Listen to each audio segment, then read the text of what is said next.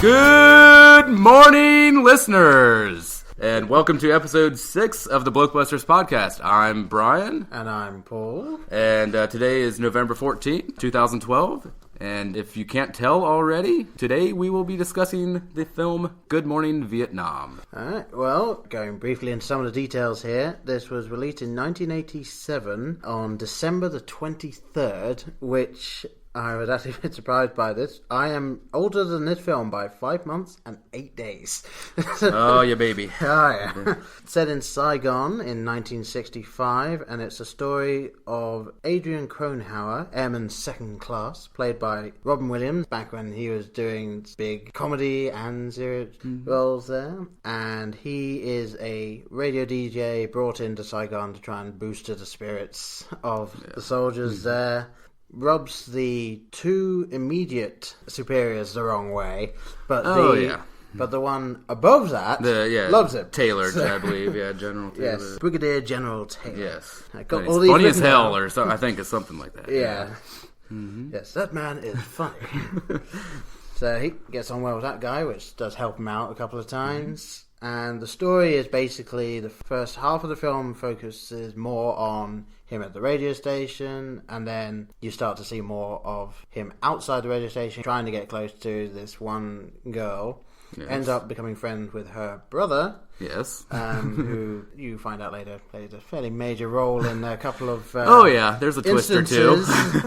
You get to see the rough running of the radio station as well, and how I think you did see a couple of times how almost the staff of the radio station aren't quite treated the same way as the normal soldiers. They're not in the conflict, really. And especially the men leading those men, i.e. Dickerson, who, but Taylor doesn't really care, Dickerson is a man who takes whatever job he has seriously. Yeah, he's clearly in the army, and everything is to the letter, absolutely serious. I recognize humor. I recognize that was humor. J.T. Walsh, fantastic. Love him and everything. But the first half really, centers on more of the conflicts within the radio station. Yeah. There, a montage here or there of, and may I say, some of the best music in a movie. A fantastic soundtrack. Oh, yeah. If you're a fan of 60s rock and roll, and I am, it's fantastic. But yeah, that's the first half really is him in the radio station, him pursuing this girl, the friendship with the brother. And then the second half is when things start. Catalyst, about an hour in an event, I guess we can go ahead and say, right? Yeah. Jimmy Waz. Yeah, Jimmy Waz, the main sort of bar of the radio station. Where all the GIs hang out. Is bombed by VC terrorists. Mm-hmm. Who will not be named at this point. No, not this point, no. And he goes back to the radio station, and all of the news is censored, so pretty much anything to do with by the Doublemint twins. Yeah. And anything to do with war is edited out. Yeah. Mm-hmm. So you're left with, I think at one point, you find out that someone has been sworn in as the new Prime Minister of Burkestan or something like that. Yeah, it's just pretty much improvisation by Williams, and or very lame celebrity stories, or things of that nature. So basically, he's trying to read out on air, or at least he tries to get to the booth with the news that the place has been bombed. He's told that it's unofficial news, despite the fact he said, I was there. Where'd you say this came from? And he is told, you're not reading this out on air. And then he tries to get it out on air, plead his case, and they say, no. So he goes in, starts trying to not say it, and then does one of my favourite little bits of someone who just has to get it out there, where he says, in news today, nothing officially happened. One thing that unofficially happened was a bomb unofficially exploded. Unofficially killing 3 people. Unofficially wounding 3 and unofficially killing 2. Yeah. And then this leads to his suspension, mainly because they had to suspend him. The 2 higher-ups that are just higher than him want him gone, but the head guy is basically saying, suspend him, and do we know anyone that can do it? And then, of course, Second Lieutenant Stephen Hawke, Bruno Kirby to the rescue, steps in saying, I can do it. Of course, we all in know. my heart, I know I am funny. We all know at this point that he can't do it. No. And yet, he still goes ahead to do it. Not as funny as a third grade party clown, that's hired. Leading to, it's funny because it's not, first link that he does, where he's just, good morning and greetings. First, shortly the news, but Lieutenant Steve. Oh, Frenchie? Frenchie? Yeah. Oh, Frenchie. I love all the radio staff. You're not funny. Yeah. Please, trust me. Yeah, you're not funny. I think a great line as well, just you're not funny, sir. Why were you laughing when you typed it? I was thinking of something else, sir. And of course, just after the link, he sits back, folds his arms, said, I think some apologies are in order. Followed by the head staff guy just going, you're not going to continue this broadcast, are you, sir? Yeah. That's fantastic writing there. But so Cronauer takes this suspension and really starts to doubt what he's doing there. And even when he's brought back because of all the hate mail, and the head guy finally says, the GIs want him back. I want him back. Reinstate the man. Yeah, there's just tons of letters pouring in for his reinstatement. And Forrest Whitaker as Private First Class Edward Garlick. I would like to talk about this. This is, I think, Where You're Going is my favorite scene in the entire film. Would that be when they are in the Jeep? Yeah. And they come across a convoy that is stopped. Yeah, because initially Robin Williams as Cronauer is telling him, I'm done, it's over. Yeah, and he's saying, he doesn't want to be able to do it's it's pretty much the argument, art over rules and guidelines. My art is can't be limited to this, and I can't read just nonsensical news. I need to tell people the truth. I need to be myself, and so it's not worth doing it. Yeah. And so Garlic takes it upon himself. They're in their Jeep, and they happen. It is. I mean, it's a little bit of chance that they happen to be behind Jeep loads of GIs about to head out. I can't remember exactly where they're going, but they're going into one of the worst areas. The fray. Yeah, and Garlic takes this chance to stand up and tell them that he has Cronauer with him. Much to Cronauer's dismay, lowly and speaking, please don't do this. You're not doing this. Whatever. Oh God, you're killing me. And so puts Cronauer on the spot. Yeah. And so he's pretty much forced to perform and to entertain, and immediately, hesitant briefly, and then immediately goes into his persona. And entertaining them. Yeah, seeing these guys and what they're going through. And he just, asks them simple things. What is your name? Where are you from? Where are you from? What's your, and then just making a little riff, a little joke about it. It's just Mr. O'Malley. Just for the, just for these few moments, and it's just such a beautiful scene for me. Well, it's really because it really touches him. You see he realizes his importance to them. He needs to do this for the men, not for the men in charge. Yeah, because they need some sort of distraction from this shit, really, that they're going through. He is that distraction for them, and his performances, the music he plays, that's all part of it. And just one of my favorite lines in the film, as they're told it's time for them to go, he says, take care of yourself, I won't forget you. And I mean, it's really straight on from the heart. It's just, I don't know, it's the most touching part in the film for me. And brilliantly done by Robin Williams. Proof that he's good at the comedy and he can do the real we can drama. touch on that. Perhaps as an hour of this later. Point in his career. Yes. Yeah, we did not mention his teaching aspect in this. There was a little precursor to Dead Poets. Yes, he was teaching English. Yes, bribed his way into teaching English so he could meet the girl. Yes, I'm going to assume that it's sort of just additional English or something, because these people seem to understand him for the most part. Yeah, and it's just also teaching, a film. Yeah, it's one of those things that this is an English class and they're learning. I want to go and buy some cheese and some bread. Yes. And instead, he teaches them dirty phrases. Yeah, and the stuff cuss that words. you would actually use. Yes, as it were. the everyday colloquialisms. Yeah. And despite them apparently needing to learn the phrase, I need to buy some cheese and some butter, they are able to follow him when he's just talking. There's even... terrific. I don't know the man's name, but the old Vietnamese gentleman yes. is absolutely hysterical. Oh, yeah, brilliant all the way through as well. Just his constant talking about softball. At the end with the baseball, and he's handing him the milk. Yeah, it's like, we're low on funds. Yeah, we don't have the money for a baseball. Okay, get another one. Okay, that's used as a substitute. Okay, you're the pitcher. You have to go now.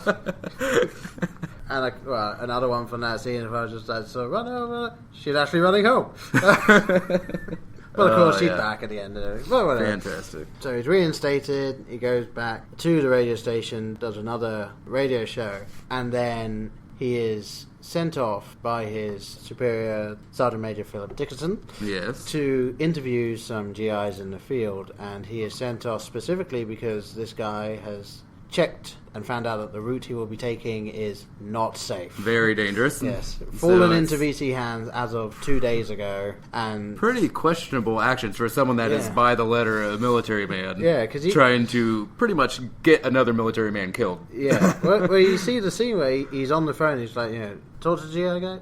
Yeah, okay, hang on 1 second. Puts it down, picks up the other phone to find out that this thing, like, he specifically asks, is it safe? No, sir, it is not safe. Are you sure? It is not safe. Yeah. Okay, hangs up. Yes, I think it's fine. We'll do that. Yeah, you'll go here, you'll be fine, yeah. So, of course, I guess he doesn't even think that there's another guy going with him, obviously. Garlic heads off with him, ends up having their Jeep blown off the road, basically. Yeah. And then, at this point, they're hiding from the VCs that you see them coming in. You see the brother of the girl that Cronauer's after, his good friend, is trying to find him because he doesn't turn up at the class. He goes to the radio station where one of the guys from the radio is also there saying that Cronauer wasn't there in the morning. They find out where he's gone, and then you see the brother book it. Gets the car, books it, goes off. He goes and rescues them. At this point, you are starting to, you might be starting to piece together, okay, he's the one that saw Cronauer and pulled him out of the bar before it blew up. Seconds before it exploded. Saying, because the first time I watched this, I didn't even question it. Because it was like, why are you here? My sister wants to meet you. You shouldn't be here. And so, of course, they're going, it blows up. And then I didn't notice until I watched it this time. After it blows up, you don't see him again. You see Cronauer standing around helping, but the brother nowhere to be seen.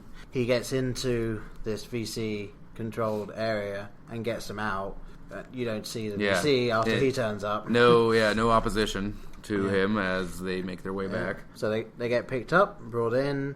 At which point, Cronauer is told you're leaving because the guy that you came in with is in fact a VC terrorist, quite high up. We've been looking for him. Yes, we've shot his generals. I forget his alias. So was it Long Ducto or something Ducto? Yeah, whatever. I mean, probably research, but you'd hear it and you sound like, okay, they're going for a traditional name there. And not Tuan, who I think was it's not the Tuan, name he had given. Yeah. But might have been one of his names. Yeah. You may question if the first time did the sister know about this, Although I would say that she's aware of some of the stuff he's done because he then goes to the class to tell the girl, even though throughout the film, it's actually a bit of a sad tale that he's trying to get close to her and they kind of do, but they know they can't be together. Yeah, like he says, hey, I know this is never going to happen, essentially, but doesn't mean we can't be friends. We can't be friends. Well, actually, you can be friends with my brother, but not me. Yeah.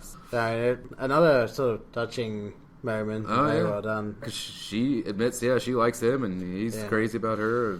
But nothing will happen. No, it's not going to work. Sorry, not in those times, not in Saigon.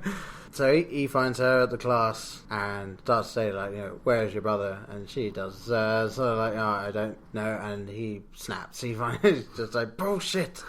Listen, the army knows he's the general. If they find him, they will shoot him. If you want your brother, if you want to still have a brother, take me to him now. So they go. He calls him by the name that he should know him by. He takes off, and then they have the final scene where Kronauer is trying to say, like, you were my friend. I trusted you. Yelling into the courtyard or what, know, and because he's lost him in the foot pursuit. But... And he starts yelling back, just like, they told me you were the enemy, and then he yells back, so I'm not the enemy. You're the enemy. Goes through everyone in his life that's been killed by Americans, by the soldiers. His parents, his brother, his neighbors, his friends, everyone. And they're all killed because the soldiers don't see them as people. And the thing is, they both have a very valid point of view. I mean, Kronauer's coming from the people he's with wouldn't do that. Like the point of the army being there is they're supposed to be helping them. Obviously, that's not the reality as you see from the other point of view. And I said to Brian earlier, leading to my favourite quote from the film, where he realises he's gone, and so Kronauer just says, "Great, 5 months in Saigon, my best friend turns out to be the VC. This will not look good on a resume!" Yes, always in the moment. Always on. I like to think that was an ad lib. I don't know.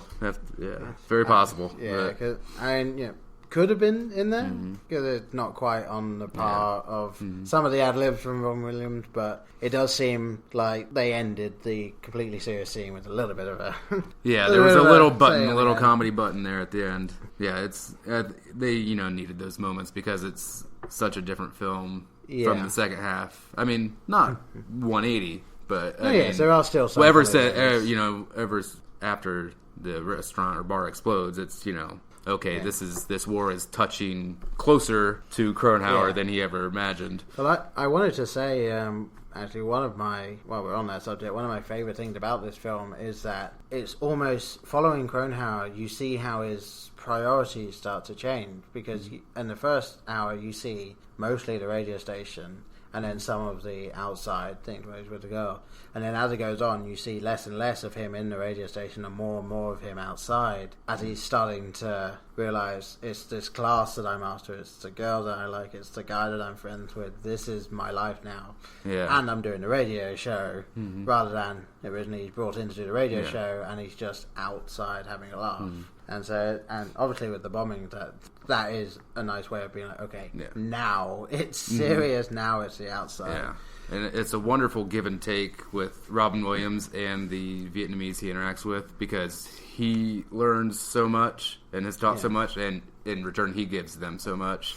It's just kind of a mutual respect and admiration for each other with his class, and One thing, obviously at the end when he's saying goodbye to the girl, and she's saying to him in the slightly broken English, like saying goodbye so it can work out, and he responds in non-subtitled Korean in what seems to be perfect Korean. So he's been learning from these people throughout the film, and I thought that was a nice way of showing. Obviously he's taken from the people and he's learned some of the language, so he was invested in these people, which I'm sure the actual Agent Kronauer was. He wrote the first screenplay that this film was from. He actually pitched it as a sitcom in 1979 and was turned down because he was told that war was not comedy material. May I just point out that MASH aired from 1972 to 1983.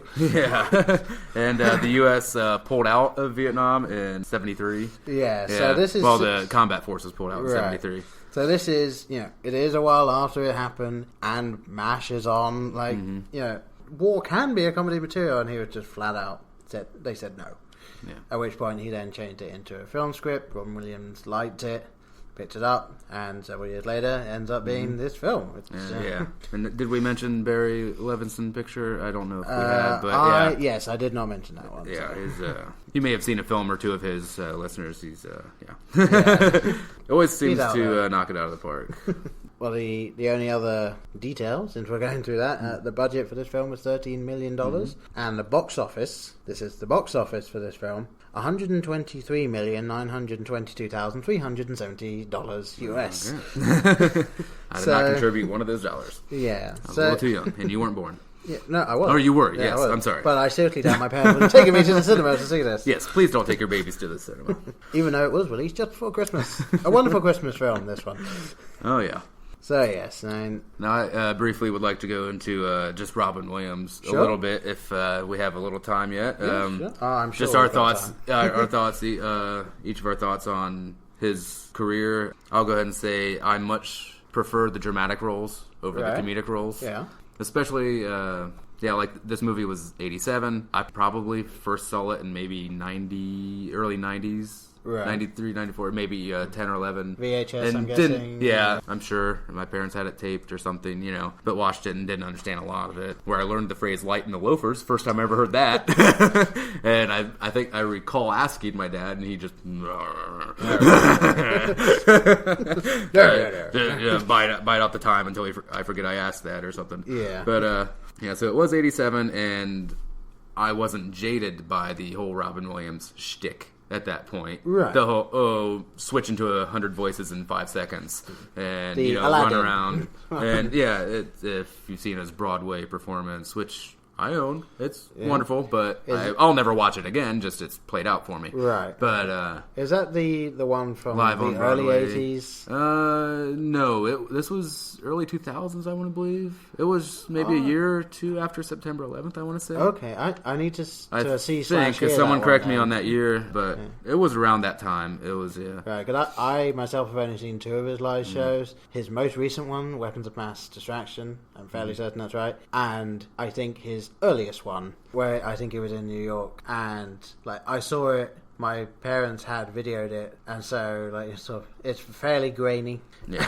And it's I saw this when I was 11.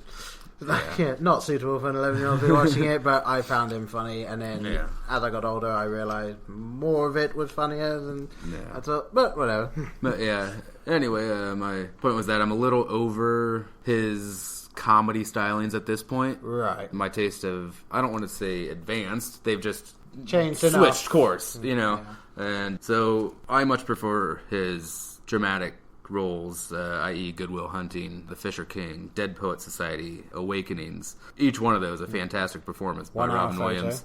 And 1 hour photo. Even though you're not a fan? I'm not a fan, and you're not familiar with that whole list, but I'm just not into the Jumanji, the Jack so much. Even though Jack is a depressing ass film, It really is. It's a surprisingly depressing. But he is film. still Mr. Robin Williams in that. Yeah. He's Mrs. Doubtfire. Yeah, I'm over those. But Good Morning Vietnam really provided me with a lot of that, at least. Right. And he has some of the best one-liners in comedy history. I mean, up there with Stripes and Ghostbusters and Caddyshack and pretty much anything with Bill Murray. If you can't pick up on that. Yes, very much so. But I don't know. Do you have any extras? I don't know. Do you want to... Well, I would just say, basing it on my particular view of the Robin Williams career, I think for comedy roles, I very much would rather go and watch Mork and Mindy again. Because Nanu. yes, that show I have not watched since the first time I saw it when I was sort of 14, 15, and it was just showing on a random... Yeah, it was one of my parents' favorites, so I was forced to watch it. Yeah, that is Robin Williams being incredibly zany, goofball comedy. Obviously in Jumanji and Jack, he is comedy mixed with some seriousness. He's always going for the comedy. Come on, I can never forgive him for RV. There's no... That was Paycheck. Yes, I think a lot of the recent ones are Paycheck. Although World's Greatest Dad, I know you have not seen it. I still would like to. I'm not against it, but I will not spoil anything in it. But the way that he deals with his son's death, and I know then what it's goes, roughly about. Obviously his son dies, and then his writing suddenly becomes popular after his son has died, and it's sort of how he deals with that fact, how the people around him are dealing with it, and it's a fantastically morbid comedy. It's not him being zany silly, but it is just funny. Not doing his Charlie voice. Yeah, no. We ask them if they're the enemy, and if they say yes, we shoot them. It's very hard to find a Vietnamese man named Charlie. Girl named Ding Wah or Wang. Oh, yes. Yes. But, I also briefly wanted to mention that, as far as my recollection, Good Morning Vietnam is the first comedy centered around Vietnam. I can't really recall, at least I want to say major theatrical release. Proper film. I would say briefly, that's right. There was The Deer Hunter in 78. Oh, that's laugh a minute. Just giggle fest from the 50-minute wedding scene to the hysterical Russian roulette. Oh yes, but yeah, not too many giggles in Deer Hunter. Apocalypse Now, not too many laughs a year later. Not a huge amount, no. Yeah, you have Platoon, one of the most, from what I hear, obviously I wasn't there, realistic depictions of the war. Right. That was in 86. You have Hamburger Hill, not funny. 87, They Take a Hill with tremendous effort. Have you ever seen the film? I have not, but I have heard and then much only to about... discover it was pointless. Yeah. Yeah. And then Full Metal Jacket really kind of came back with that, okay, you think this is a comedy? Oh, here's what it really is. Yeah. You're laughing your ass off, cannot stop with R. Lee Ermey's performance, and then just completely goes into the war, and you're just stone-faced after that, and everything just washes over you. And I would imagine that is, it probably was every soldier's experience in it as well. Like, you're laughing with your buddies until you hit. That was in Deer Hunter. They wanted to go, be G.I. Joe. Just be hero. Be heroes, and obviously, and then that's not just what went happens. through hell and suffered unimaginable. Yeah, well, horrors. the line war is hell. Yeah, and no one ever knows it until you're there. Yeah, and then another one of my favorite Tom Cruise performances, Born on the 4th of July in '89, about the vet who returns home and becomes an anti-war activist, right? Paralyzed from the waist down. Yeah, two of those directed by Oliver Stone. Obviously, he served in Vietnam. And, very personal stories, but not many laughs to be had in that war. So I guess my point was, it was a bit of a gamble to have a comedy. A little bit. But it was well pulled off. It wasn't, and like I said, the setting is different. It's a radio station, not on the front lines. We're not cutting jokes on the front lines. That's the thing. I mean, Forrest Gump, like, you see a bit of war in there. Like, the whole thing's a comedy, right? There's a bit of war in there, and when they're in that situation, there is no comedy. The second you're outside of that, you get all the comedy again. So it is very much, a lot of filmmakers are like, if you're showing the war, no comedy. If you're on the fringe, you can have that there. Yeah. The further away you are, the funnier it is. You either have to go straight up comedy, like Tropic Thunder, or you can't play with it at all if you're going to deal with that subject and that intimately. You have to go in knowing it is comedy, period. Yeah. Like, if it's a comedy drama, like, normally those two will not go well together in a war setting. Yes. Can you imagine Saving Private Ryan? I would like to bring up Lieutenant Dan managed to bring home a Vietnamese girl. Yes, he did. How was she good or he good enough for her, but Robin Williams was not good enough. Well, I just think she was turned off by all the body hair. That's my theory. Possibly. Either that, or it's the issue of, if a character has too much backstory, they're a bit too deep. Yeah. Yeah. I don't know. I just wanted to point out that Lieutenant Dan got his, Vietnamese girl. But. Yeah.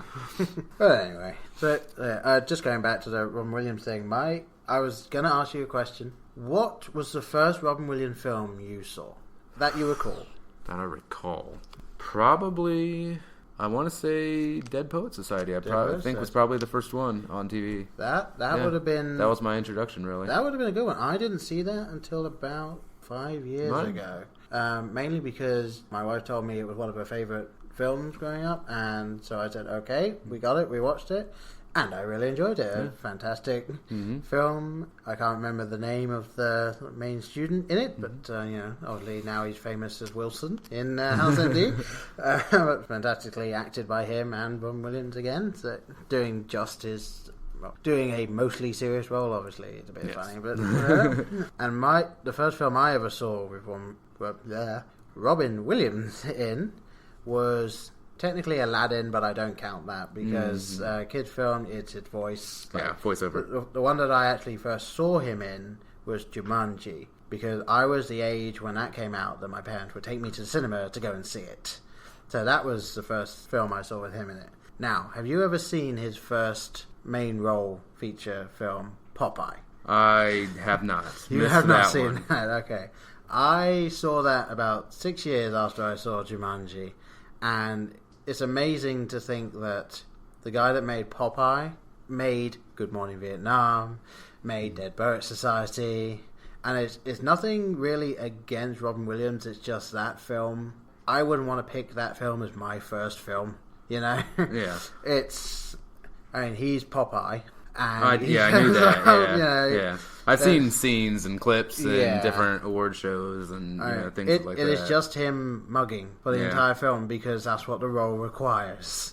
1980 on Popeye. Yeah, wow. 1980. And I love thinking about the first film I saw an actor in was this, and this was his first film, and taking that and then going back to it, and it's how did you make that leap? Your first proper film, when unless you're quite lucky, you're not going to be the best actor in the world in your first film, and then you're wow, now you're making Good Morning Vietnam and killing it. Fantastic. Yeah. Dead Poet Society, doing fantastically in that. And Jumanji, I don't think he did bad in it, but he's Robin Williams in it, So at that point, he'd sort of got his groove. And I would like to change my answer. I believe I'm going to correct myself. The first film I saw, gotta believe it was Hook. I'm pretty sure it was Hook. Possibly Good Morning Vietnam or Dead Poet Society. All very close together. Right when I was around the age of 10 or so, because Good Morning Vietnam might have been, released on tape or been aired on TV or something, edited, whatever. Yeah. But Hook was 91, so I was 9 at that point, and that one might have been a cinema. And I'm pretty sure I went to see that at the theater. Yeah. So I believe it was Hook, which, given my previous comments, very sticky, but he's Peter Pan. Come on, I give him a pass for playing Peter Pan. It's one of those things of Jack again taking the role of Jack, the role of Peter Pan. There's not too many people, even now. There's not too many actors who could fit that thing of a child in an adult's body. Yeah, and Robin Williams, he does fit that. Yeah. So, and I watch bits and pieces when I see it on TV, Hook, that is. Yeah. And it doesn't hold up 100%, but there's so much nostalgia involved with it from my childhood, Bangarang and, all that stuff. And Rufio. I almost bought a t-shirt with that on it, actually, once. Yeah. So, I'm not saying, it holds up to this day or to my tastes now, but, fond memories and all that. Oh, yeah. But, and it's surprising the people that are actually in Hook when it was still on that. You've got Dustin Hoffman as Hook, and technically the pilot of the airplane. He's Hoffman and almost going down. You've got Julia Roberts as Tinkerbell. Tink. Yeah, you got Bob Hoskins as Smee. Fantastic Smee in that film. Yeah, possibly my favorite Smee. Who were the parents or the kids? Wendy's grandparents. I know that. I want to say those were some big names, but the grandmother, I thought. But oh well, this isn't about Hook. Do you mean the person that is the original Wendy, or do you mean her parents? Was that Maggie Smith? Maggie was Smith it? Okay, I want to say Maggie Smith, but I didn't want to be incorrect in front of the Englishman about Maggie Smith. No, that's right. Yes, a rather good Maggie Smith. She's not in it that much. Yeah, but she's probably the right person for the role because she can give you that much in that little.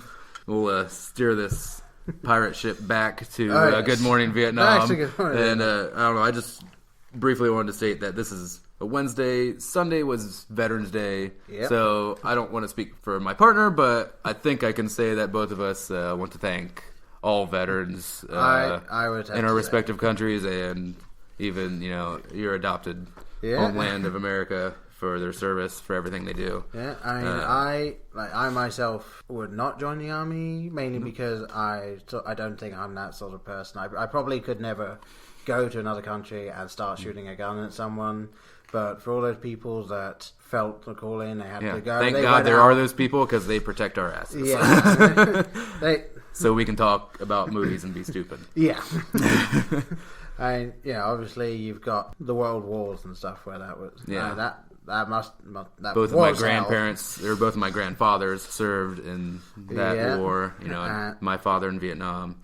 And then you've got obviously Vietnam, as you said, Yeah. and your dad was in that. In England, we've not, we didn't have our Vietnam. I think we've gone from World War II to Iraq. I mean, we had the Falkland Islands. We had like little skirmishes. Obviously, when you you're didn't there, set it's off problem, to piss people off like yeah. we do.